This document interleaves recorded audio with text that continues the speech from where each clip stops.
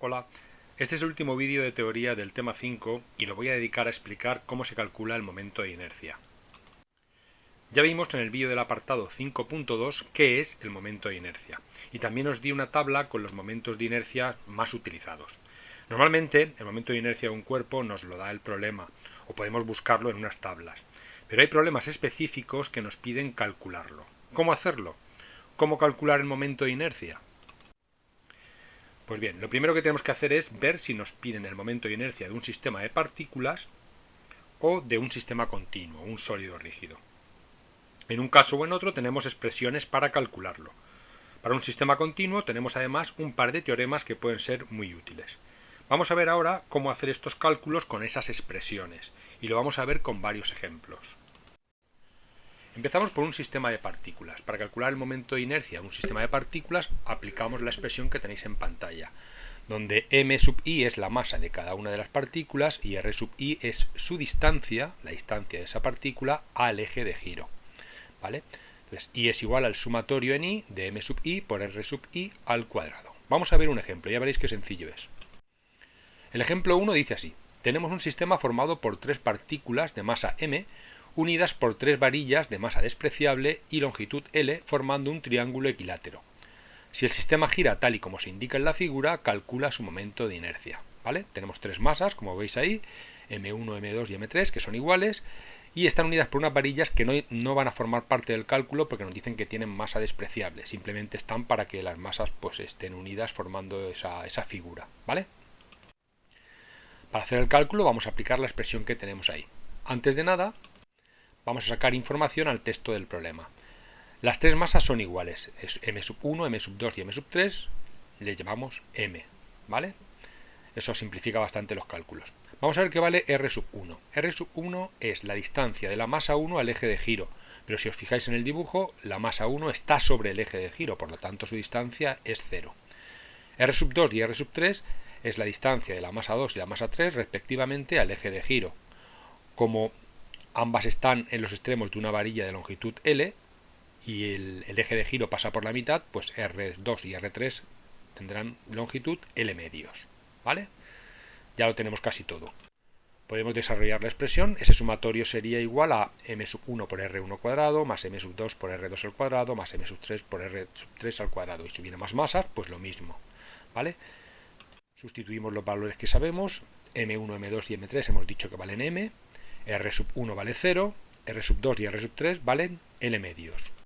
El primer término desaparece, m por 0 es 0. Y luego tenemos L medios al cuadrado, sería L cuadrado partido 4. Se nos queda, por tanto, un cuarto de ml cuadrado más un cuarto de ml cuadrado. Un cuarto más un cuarto, un medio de ml cuadrado. ¿Vale? Pues ese es el momento de inercia del sistema. Como veis, es muy sencillo. Calcular momentos de inercia para el sistema de partículas es muy fácil. Vamos a ver ahora lo mismo para un sistema continuo, ¿vale? Esa expresión que tenéis ahí es muy parecida a la anterior, mucho más de lo que parece. Lo que hacemos aquí es considerar al sólido como constituido por un conjunto de elementos infinitesimales de masa dm, situados a una distancia variable r del eje de giro.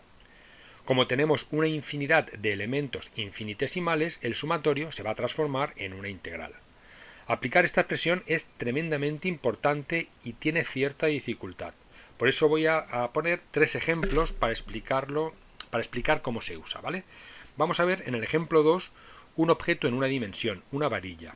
En el ejemplo 3 un objeto en dos dimensiones, un disco. Y en el ejemplo 4 un objeto en tres dimensiones, que será en este caso un cilindro.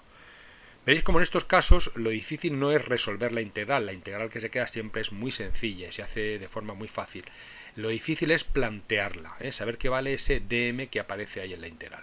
Bueno, pues vamos con esos tres ejemplos. El ejemplo 2 dice así: calcula el momento de inercia de una varilla uniforme de masa m y longitud L que gira con respecto a un eje que pasa por su extremo y es perpendicular a ella, ¿vale? Ese momento de inercia está en las tablas, se puede ver, pero aquí nos piden que lo calculemos, por tanto tenemos que calcularlo. Y para ello utilizamos la expresión que hemos visto. Vamos a ver qué vale el elemento dm. Lo que vamos a hacer nosotros es coger nuestra varilla, en este caso la varilla, que porque es el objeto que tenemos, y vamos a partirla en trocitos muy pequeños, en trocitos de espesor diferencial de x, ¿vale? Cada uno de esos trozos es lo que llamamos dm. Y si os fijáis, el elemento dm está a una distancia x del eje de giro, ¿vale? Pues así partiríamos toda la varilla en trocitos muy pequeños. ¿Qué vale dm? dm es igual a la densidad lineal multiplicada por dx. Vamos a ver de dónde viene esto porque es muy importante que lo entendamos. Si lo entendemos, todos los casos son muy parecidos y muy fáciles. Recordáis la expresión de densidad igual a masa partido por volumen, ¿verdad? Si despejamos de ahí la masa, el volumen pasa multiplicando y tenemos que masa es igual a densidad por volumen. Pero eso para un objeto en 3 dimensiones. ¿Qué pasa si tenemos un objeto en una dimensión, como es este caso, que es una varilla de grosor despreciable? En una dimensión tenemos que la masa será igual a la densidad, en este caso será densidad lineal, porque tenemos un objeto en una dimensión, multiplicado no por el volumen, porque la varilla no tiene volumen, tiene longitud. Pues densidad lineal por longitud. De ahí es donde viene esa expresión que tenéis ahí. Como en este caso tenemos un elemento diferencial de m, en vez de masa tendremos dm igual a densidad lineal por longitud, en este caso diferencial de x, ¿vale? dx. Bien, pues de ahí donde viene esa expresión vamos a desarrollarla. ¿Qué vale la densidad lineal de la varilla? Pues ni más ni menos que la masa total de la varilla partido por la longitud de la varilla. Es decir, si densidad es igual a masa partido por volumen, en una dimensión tendremos que densidad lineal es igual a masa partido no por volumen, porque no tiene volumen, sino por longitud, ¿vale? De ahí viene esa expresión que tenemos. Bueno, pues sustituimos dm es igual a m partido por l por diferencial de x. ¿Qué vale r? La r que aparece en la integral. La r es la distancia de cada elemento al eje de giro. Si os fijáis en el dibujo de abajo, la distancia del elemento diferencial de m al eje de giro le hemos llamado x, pues r será x. Pues ya está, ya podemos plantear nuestra integral. Cambiamos r por x cuadrado se nos queda, y dm lo cambiamos por m partido por l por diferencial de x. Y la integral va entre 0 y l, fijaros. Nosotros hemos partido la varilla en trocitos muy pequeños, desde un extremo al otro. El trocito más pequeño del extremo de la izquierda está pegado al eje de giro, por lo tanto su distancia al eje de giro es 0. Y el trocito más pequeño en el extremo de la derecha, ese trocito tendrá una distancia al eje que coincidirá con la longitud de la varilla L. El resto de trocitos pequeños están entre ese que está a distancia 0 y ese que está a distancia L. Por lo tanto, nuestra integral va de 0 a L. ¿Vale? Pues ya hemos hecho lo más difícil. Calcular la integral es súper fácil. M partido por L son dos números que multiplican dos constantes que salen fuera, no dependen de la x. Por lo tanto, se nos queda la integral entre 0 y L de x cuadrado diferencial de x. La integral de x cuadrado es x cubo partido por 3. X cubo partido por 3 entre L y 0. Es decir, sustituimos la x por L y sustituimos la L por 0. L cubo partido por 3 menos 0 al cubo partido por 3, que es 0. Operamos ahí, el 3 sale fuera, un tercio, m, y luego tenemos L al cubo partido por L cuadrado. Un tercio de ml cuadrado, que es el momento de inercia de una varilla con respecto a un eje que pasa por su extremo. Podéis mirarlo y comprobarlo en cualquier tabla, ¿vale? Habéis visto que es fácil, ¿vale? Bien, pues vamos a ver un par de ejemplos más. El ejemplo 3 dice: calcula el momento de inercia de un disco homogéneo de masa m y radio r con respecto a un eje perpendicular que pasa por su centro. Ese momento de inercia también lo sabemos y podemos verlo en cualquier tabla, pero aquí vamos a calcularlo. Y para ello utilizamos la expresión que hemos visto y tenemos que elegir el elemento diferencial de m. En este caso lo que vamos a hacer es partir el disco en pequeños anillos de espesor diferencial de r, y cada uno de esos anillos de espesor diferencial de r es a lo que nosotros llamamos de m. ¿Vale? El que os he pintado ahí está a una distancia r del centro de la circunferencia, que es donde se encuentra el eje de giro. Pero habrá otros trocitos, es decir, todo el anillo está dividido, todo el disco está dividido en anillos, desde el más pequeñito, que coincidirá con el centro de la circunferencia, hasta el más externo, que coincidirá con el radio del disco. ¿Vale?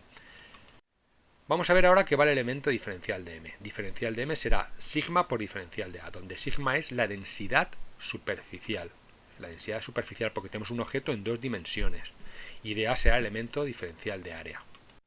Esto viene de lo mismo que hemos visto anteriormente. Densidad es igual a masa partido por volumen, por lo tanto masa es igual a densidad multiplicada por volumen. En dos dimensiones, la masa es igual a la densidad superficial, dos dimensiones, multiplicada no por el volumen, porque el objeto no tiene volumen, sino por el área. ¿vale? Pues eso es lo que significa la expresión que tenéis ahí. dm igual a sigma por dA. Bueno, ¿qué vale sigma? ¿Qué vale la densidad del disco? La densidad superficial del disco es la masa del disco, la masa total, m, partido por el área del disco. El área del disco es el área de un círculo, vamos, pi r cuadrado, ¿vale? Eso está claro, no ofrece ninguna duda. Vamos a ver ahora qué vale diferencial de dA. Eso es el área de cada uno de esos anillitos que hemos cogido. Ese área será la longitud de la circunferencia, que es 2πr, multiplicado por el grosor que tenga el anillo, que ese grosor es infinitesimal y es dr. ¿Vale? Pues entonces el área es 2πr por dr. Pues sustituimos en diferencial de m. Sigma hemos dicho que es m partido pi r cuadrado y dA es 2πr por diferencial de r. Simplificamos, pi multiplicando pi dividiendo se va y se nos queda que dm es igual a m mayúscula partido r cuadrado por 2r diferencial de r. Y ya podemos calcular nuestra integral. R, que es la distancia al centro de cada uno de los anillos al eje de giro, al centro de la circunferencia, coincide con R, y luego diferencial de m lo acabamos de obtener. Los anillos van entre el más pequeñito, que estaría una distancia 0 del origen, hasta el más externo, que tendría una distancia r mayúscula con respecto al eje de giro, ¿vale? Pues la integral la tenéis ahí, y como siempre esto es lo más difícil. Ahora sacamos todo lo que sea constante fuera de la integral, en este caso 2m partido r cuadrado, y se me queda dentro r cuadrado por r, que es r cubo por diferencial de r. La integral de r cubo es r4 partido 4 entre r mayúscula y 0.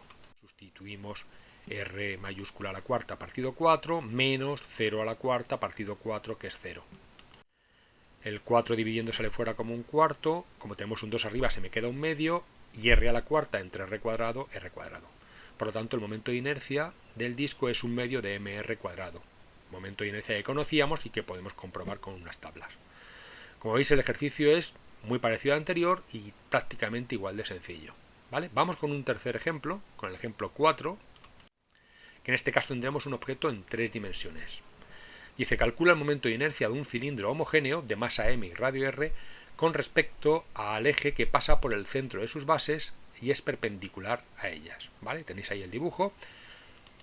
Vamos a aplicar nuestra fórmula, la expresión de siempre, y vamos a intentar, en este caso, elegir el elemento diferencial de m. En este caso, si os fijáis, se parece mucho al disco que hemos visto anteriormente, pero al ser un cilindro, además de la circunferencia que teníamos, tendrá una determinada altura. Entonces, lo que vamos a elegir como diferencial de m son diferentes anillos cilíndricos, o como os diría yo, cortezas cilíndricas, una corteza cilíndrica de espesor diferencial de R, ¿vale? Ese será nuestro elemento y vamos a coger una infinidad desde el más pequeñito, que coincidiría con el eje, hasta el más exterior, que coincidiría con la circunferencia exterior del cilindro. Diferencial de M en este caso es igual a la densidad por la diferencial de V, en este caso masa es igual a la densidad por volumen, aplicamos la expresión que todos conocemos. ¿Qué vale la densidad del cilindro? Pues ni más ni menos que la masa del cilindro, que es m mayúscula partido por el volumen del cilindro. ¿Cuál es el volumen de un cilindro? Área de la base por altura, pi r cuadrado por L. ¿Vale? Ya sabemos lo que vale la densidad del cilindro. Vamos a ver qué vale el elemento diferencial de V. El elemento diferencial de V es el volumen de cada uno de cada una de esas cortezas cilíndricas que hemos elegido. Entonces, podéis compararlo con el ejemplo del disco que hemos visto anteriormente, porque es muy parecido. Será la longitud de la circunferencia, 2πr, por el grosor de la circunferencia, diferencial de r, y por la altura del cilindro, que es L. Cada uno de esos, cada una de esas cortezas cilíndricas tiene un volumen 2πr por L por diferencial de r. ¿Vale? Eso es lo más difícil de entender. Todo lo que viene a continuación es muy sencillo. Sustituimos en la expresión para dm, m partido pi r cuadrado por L multiplicado por 2π r L diferencial de R. Podemos simplificar, se va pi, se va L. Fijaros que el hecho de que se vaya a longitud y no aparezca en la integral va a tener unas consecuencias bastante interesantes que luego veremos, ¿vale? Pues ya sabemos lo que va el elemento diferencial de m, podemos sustituir en la integral. La integral se queda entre 0 y r por el mismo motivo que el ejemplo 3 y sacamos fuera todo lo que sea constante, 2m partido r cuadrado, se me queda la integral entre 0 y r de r cubo partido diferencial de r. La integral de r cubo, ya lo hemos visto, es r4 partido 4, entre r y 0 sustituimos, r mayúscula a la cuarta partido 4 menos 0 a la cuarta partido 4, que es 0. Y eso se me simplifica al 2 partido 4 un medio y r a la cuarta partido entre r cuadrado, un medio de m r cuadrado. Fijaros que el momento de inercia sale exactamente igual que el del disco anterior, es decir, L, la altura del cilindro, no pinta nada porque al desarrollar el elemento diferencial de m, L se ha ido, ¿vale? Desaparece. Bueno, pues ya está, hemos hecho lo más difícil, que es aplicar la expresión integral que teníais para calcular el momento de inercia de un sólido rígido en 1, 2 y 3 dimensiones. Bien, lo que viene ahora son un par de teoremas muy sencillitos que pueden ayudarnos en algunos casos particulares. En especial es importante el teorema de los ejes paralelos, también llamado, antiguamente se conocía como teorema de Steiner, ¿vale? Lo que dice este teorema es lo siguiente. Si yo conozco el momento de inercia de un sólido rígido con respecto a un eje que pasa por su centro de masas, SICM que aparece ahí, puedo saber, aplicando la fórmula que tenéis ahí, el momento de inercia con respecto a cualquier eje que sea paralelo al anterior, ¿vale? Es decir, si yo conozco I con respecto al centro de masas, conozco la masa del sólido rígido y conozco la distancia entre los dos ejes, puedo calcular I con respecto a ese otro eje paralelo al anterior, ¿vale? O al revés, puede ser que conozca el momento de inercia con respecto al eje Y y a partir de ahí puedo conocer el momento de inercia con respecto al centro de masas. Vamos a ver un ejemplo y veréis qué sencillo es. Aquí no hay que integrar ni nada, ¿vale? El ejemplo 5 dice así: calcula el momento de inercia de una varilla de masa m y longitud L con respecto a un eje perpendicular que pasa por su centro de masas. Utiliza el teorema de los ejes paralelos y el resultado del ejemplo 2. Si os fijáis, este problema es muy parecido al ejemplo 2 que hemos visto, es la varilla, solo que el eje ahora en lugar de estar en un extremo pasa por el centro. Bien, podríamos resolver el problema como lo hemos hecho en el ejemplo 2, exactamente igual. Se me quedaría todo igual, pero la integral que tendríamos, en vez de ser entre 0 y L, sería entre L menos L medios y L medios. Si probáis a hacer esa integral, veréis cómo os da lo mismo, ¿vale? Pero en ese caso no podemos utilizar eso. Tenemos que utilizar el teorema de los ejes paralelos, que es mucho más sencillo. Entonces nosotros conocemos el momento de inercia con respecto al eje que pasa por el borde, ¿eh? Es un tercio de ml cuadrado. Lo hemos calculado en el ejemplo número 2. Vamos a aplicar ahora el teorema de los ejes paralelos para calcular el momento de inercia con respecto al centro de masas, que es el que quiero saber, porque el eje que me dan ahora pasa por el centro de masas de la varilla, que está en su centro, porque la varilla es homogénea. Entonces, despejo y centro de masas, para eso paso restando m por d cuadrado al otro lado. Sustituyo el momento de inercia que conozco, I es un tercio de la masa por L cuadrado, la masa es la masa de la varilla, m, y d es la distancia entre los dos ejes, que es, si os fijáis en el dibujo, es un medio de la longitud total de la varilla, un medio de L, todo eso elevado al cuadrado. Operamos, un tercio de L cuadrado se me queda como está, y luego tengo un medio por L al cuadrado, se me quedaría un cuarto por ml cuadrado, ¿vale? Sacamos mínimo con un múltiplo, 12, 4ml cuadrado menos 3ml cuadrado, se resta y obtenemos un doceavo de ml cuadrado, que es el momento de inercia de una varilla con respecto a un eje perpendicular que pasa por su centro, ¿vale? Como habéis visto, muy sencillo y no hemos tenido que integrar. Pero para eso tenemos que saber el momento de inercia con respecto a un eje paralelo. Bueno, y por último nos queda el teorema de los ejes perpendiculares, que es menos importante y mucho menos utilizado, y que además, muy importante, esto solo se utiliza para cuerpos planos, ¿vale? Si tenemos un cuerpo plano, establecemos unos ejes, X y Z, el eje Z es perpendicular al plano del objeto, y el eje X y el eje Y está contenido en ese plano, es decir, el objeto plano está en el plano X. Y el teorema nos dice que el momento de inercia con respecto al eje Z será igual al momento de inercia con respecto al eje X más el momento de inercia con respecto al eje Y. Vamos a verlo con un ejemplo muy sencillo.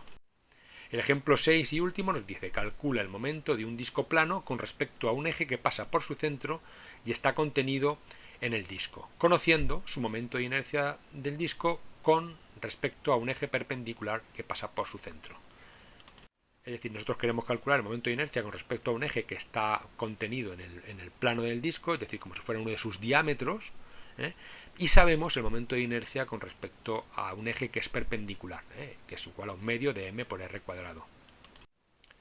Ese será nuestro IZ, porque ese es el eje perpendicular, un medio de mr cuadrado, Y ahora podemos dibujar los ejes X y los ejes Y, que serían dos diámetros, cualesquiera que pasen por el centro de la circunferencia, ¿vale?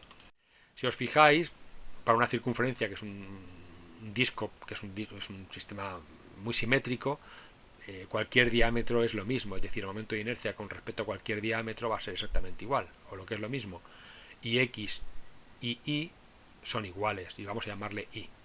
Por lo tanto, si ahora aplicamos nuestra expresión, IZ es igual a IX más II, y z vale 1/2 de mr cuadrado, lo tenemos en la parte izquierda de la figura, y x más y será 2i, porque ambos momentos de inercia son iguales, y ese 2 pasa dividiendo al otro lado, con lo cual el momento de inercia de un disco con respecto a un eje que pasa por su centro, con respecto a uno de sus diámetros, es igual a 1/4 de mr cuadrado. Como habéis visto, también muy sencillo, muy fácil, y lo hemos tenido que integrar. Pero claro, esto, repito, solamente se aplica a objetos planos, en 2 dimensiones. Pues nada, eso ha sido todo. Como veis, tampoco es tan complicado. Os dejo aquí con todas las expresiones que hemos visto, que ahora entenderéis mejor que al principio. Y nada, esto es el final del tema. A partir de ahora lo que haré será resolver diferentes problemas generales que impliquen diferentes aspectos de los que hemos visto. Pues nada, un saludo y hasta pronto.